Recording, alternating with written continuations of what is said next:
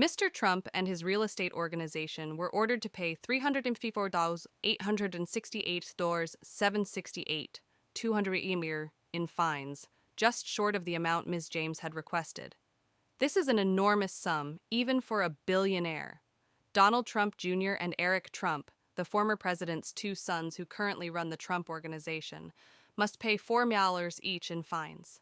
Alan Weisselberg, the former chief financial officer of the Trump Organization, must pay $1. Justice Engoron barred Donald Trump from doing business in New York for 3 years. His sons, Eric and Donald Jr., are barred for 2 years. These days, Mr. Trump does not spend much time in the city where he built his empire, and most of his recent visits have been for court dates.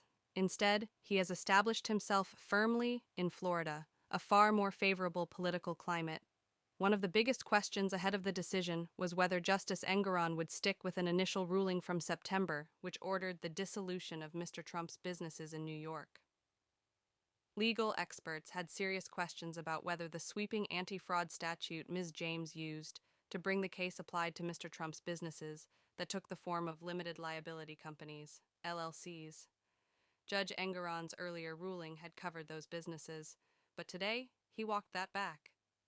Instead, he subjected those companies and the Trump Organization to strict oversight, and any decisions about the restructuring and dissolution of Mr. Trump's LLCs will fall to an overseer.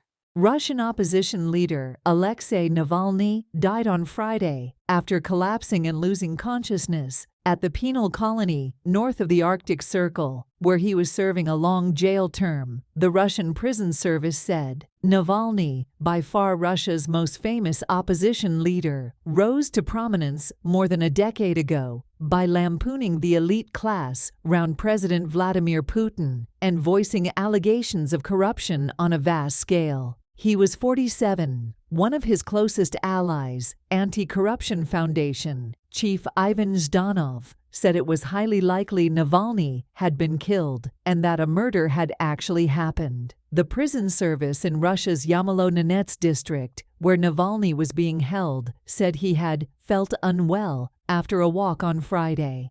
He had almost immediately lost consciousness, it said in a statement, adding that an emergency medical team had immediately been called and tried to resuscitate him, but without success.